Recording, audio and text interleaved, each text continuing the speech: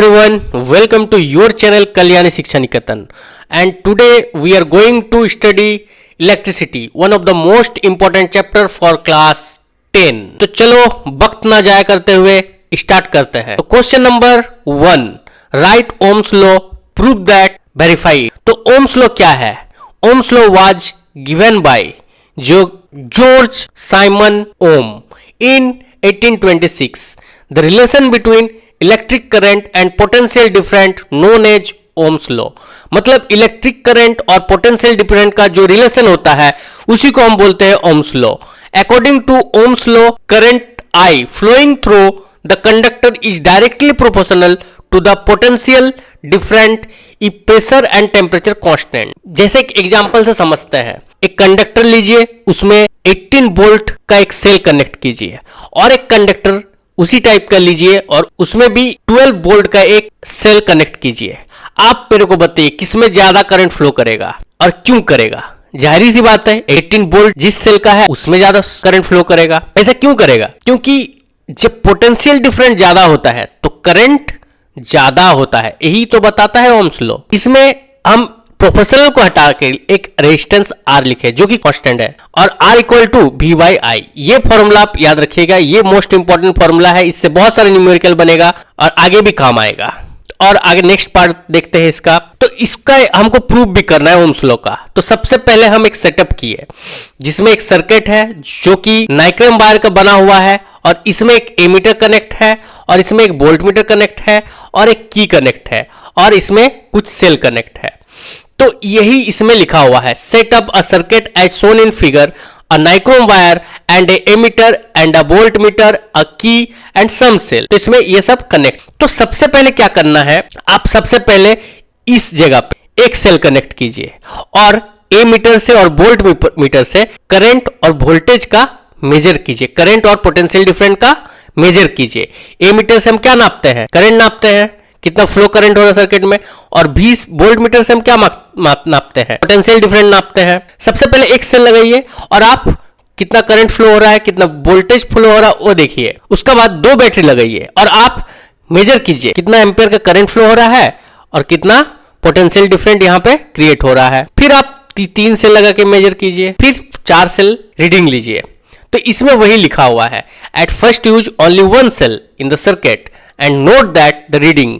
पहले एक सेल लीजिए, उसका बाद रीडिंग नापिए, ammeter I and voltmeter B से।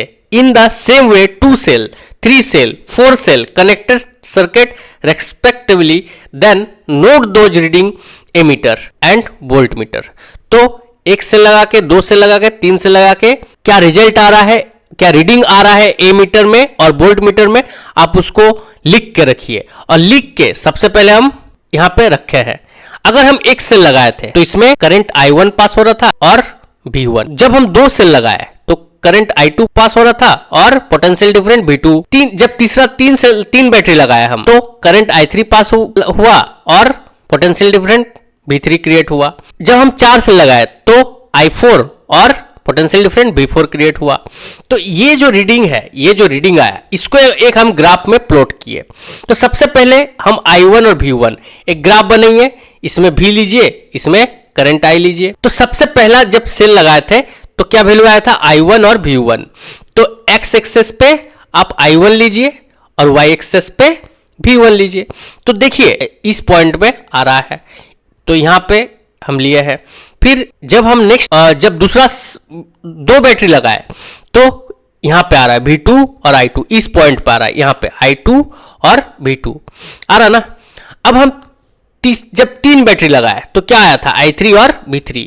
तो यहां पे I3 है और यहां पे V3 है, तो इस पॉइंट पे आ रहा है। अब हम जब चौथा सेल लगाए तो पॉइंट मेरा आ रहा है, क्या वैल्यू आ रहा है? I4 और V4, मान इस पॉइंट पे आ रहा है, ये आपका नेक्स्ट पॉइंट। अब जब हम इसको यहां से ज्वाइन किए, एक स्ट्रेट लाइन फॉर्म हो रहा ना। इसका मतलब क्या है? करंट अगर बढ़ाते हैं V डायरेक्टली प्रोपोर्शनल I, यही तो बताता है। जब हम पोटेंशियल डिफरेंस बढ़ाते हैं तो करंट भी बढ़ता है।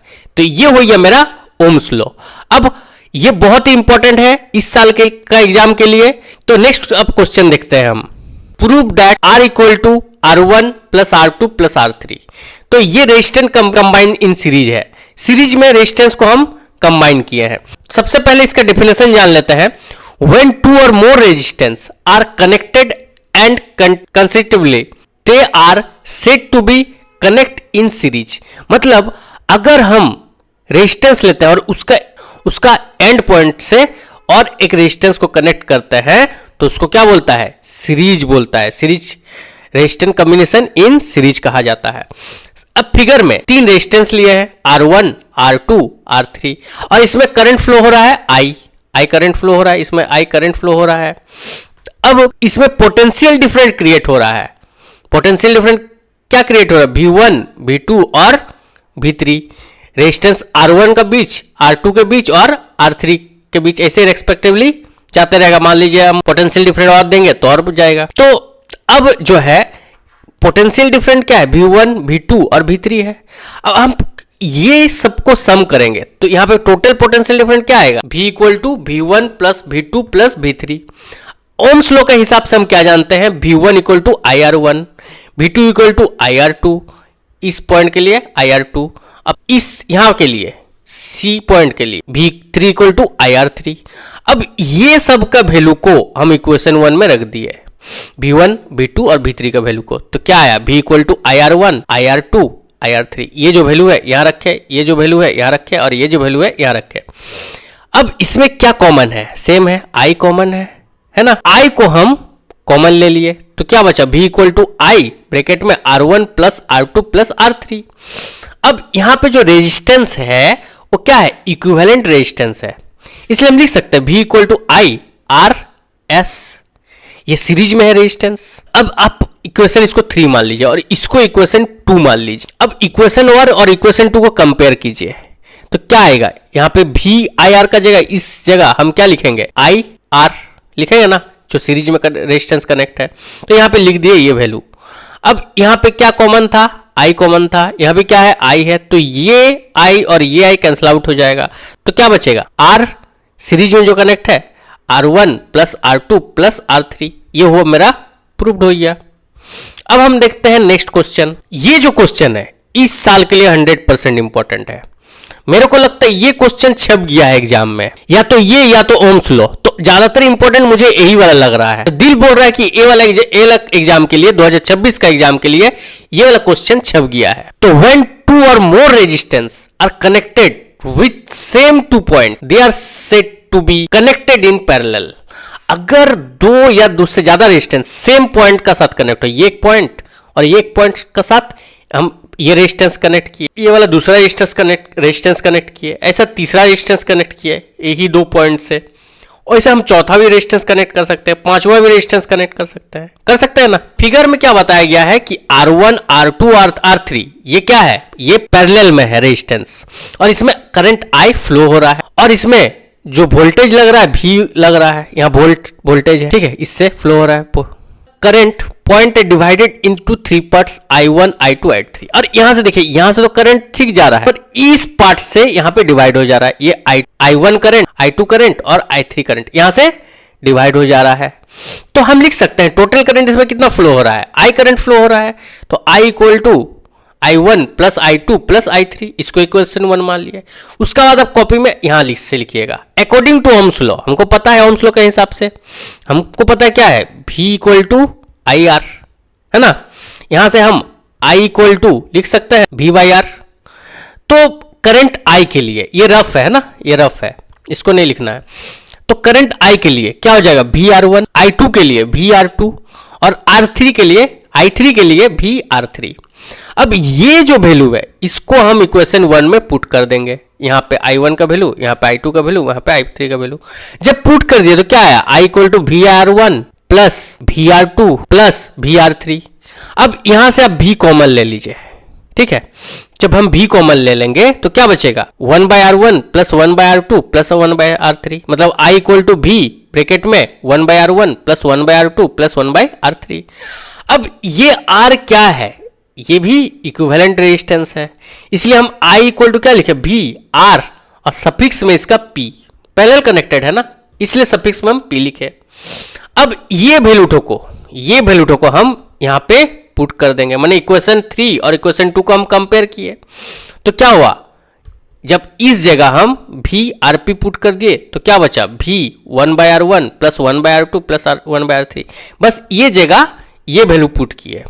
तो अब देखिए यहाँ पे भी और भी को कॉमन था तो ये भी और भी कैंसिल आउट हो गया, तो क्या बचा 1 बाई सफिक्स में 1/rp equal to 1/r1 plus 1/r2 plus 1/r3।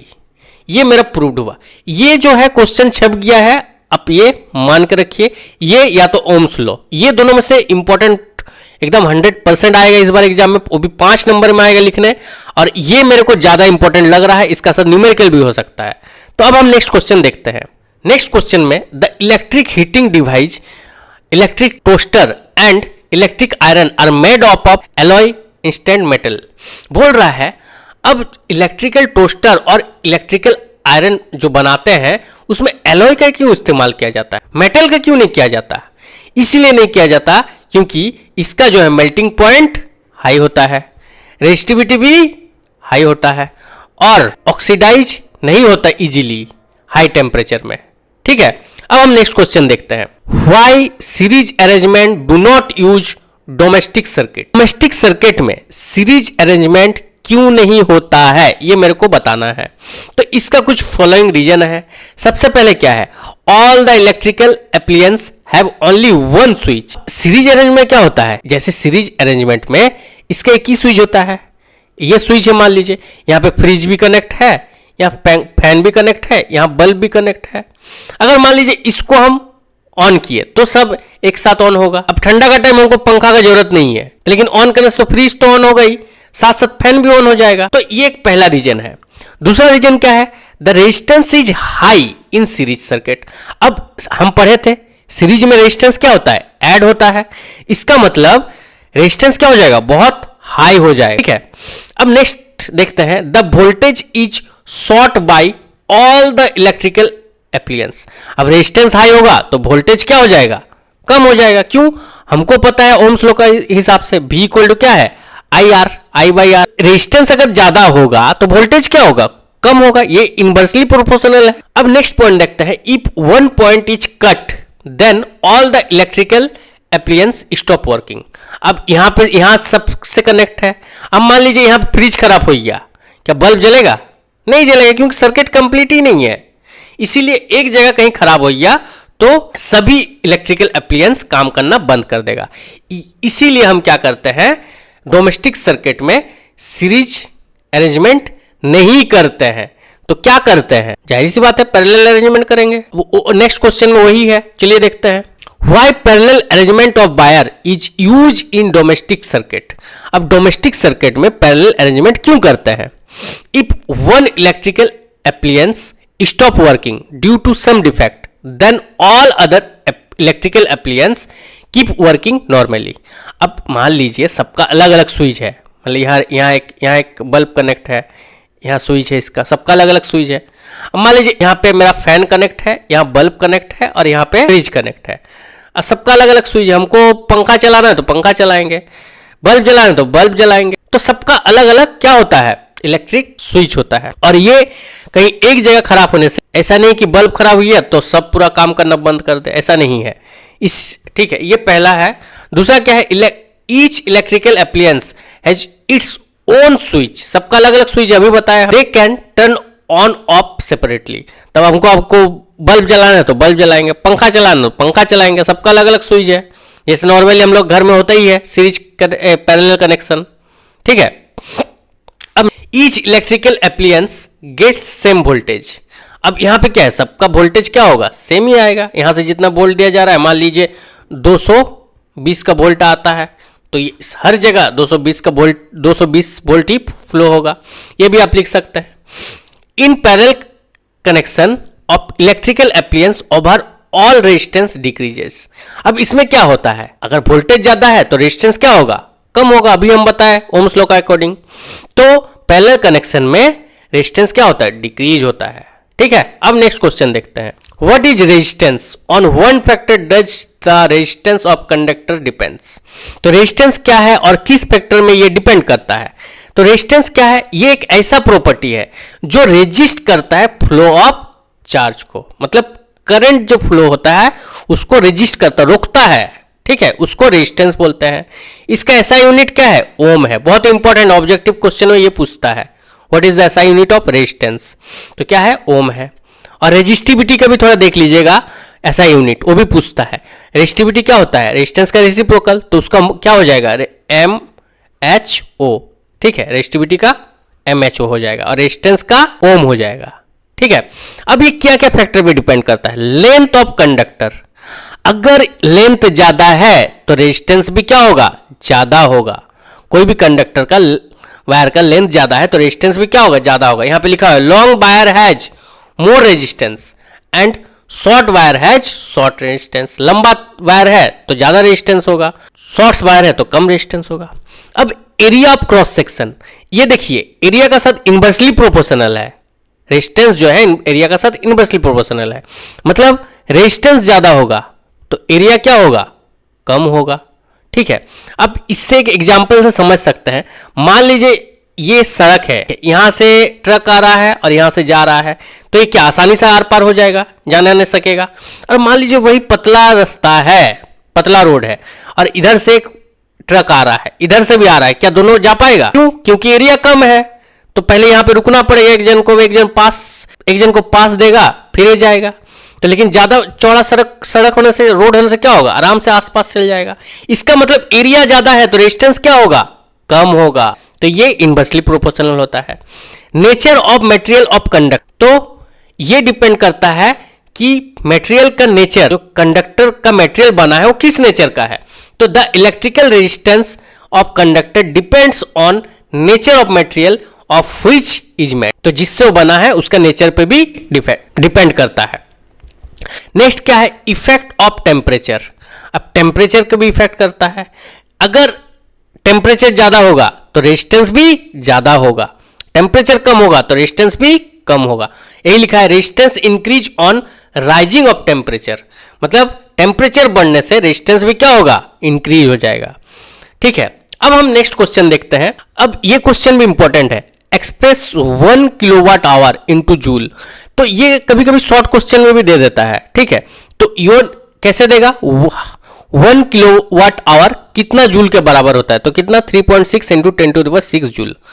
अब मान लीजिए भूल गए या फिर एग्जाम में इसको एक्सप्रेस करने आया, तो आप कैसे कीजिएगा? जैसे 1 किलोवाट आवर है, ठीक है, हमको पता है 1 किलोवाट बराबर कितना वाट होता है? 1000 वाट होता है, 1000 वाट होता है। ये हम सॉल्यूशन करके रखे हैं, ये बस समझाने के लिए आपको बता दे रहे हैं। तो 1 किलोवाट बराबर कितना होता है? 1000 वाट होता है, इनटू 1 आवर बराबर कितना होता है? कितना सेकंड होता है? 3600 सेकंड होता है, ये हम पढ़े हैं। अब हम क्या करेंगे? ये 36 लेंगे तो 36 इंटू, इसको ऐसा लिख सकते हैं ना, 10 टू द पावर कितना जीरो है? 1 2 3 4 5, तो यहाँ पे 10 टू द 5 लिख सकते हैं। इतना क्या हो जाएगा? वाट सेकंड हो जाएगा। अब यहाँ पे जो है, हम यहाँ पे पॉइंट है, हमको यहाँ लाना है, स्टैंडर्ड फॉर्म तो ही होता ना, तो 3.6 इंटू, जैसे कि ये पहले से था, इसको इस पॉइंट से यहाँ ले गया, मतलब मल्टीप्लाई और एक 10 हुआ यहाँ पे, ठीक है। इसका पावर में यहाँ पे क्या है? 1 है, तो 5 और 1 क्या हो जाएगा? 6 हो जाएगा, इसलिए 3.6 into 10 to the power 6 watt second. अब वाट सेकेंड को हम क्या लिखते हैं? जूल लिखते हैं, इसलिए 3.6 into 10 to the power 6 joule. ये हो गया आपका आंसर। अब हम नेक्स्ट वीडियो में इस चैप्टर का इंपॉर्टेंट न्यूमेरिकल देखेंगे, क्योंकि इस चैप्टर से न्यूमेरिकल एक ठो आएगा ही आएगा, 100% आएगा। तो वीडियो को यहां तक देखने के लिए बहुत बहुत धन्यवाद और जुड़े रहिए हम लोग का साथ। Thank you so much.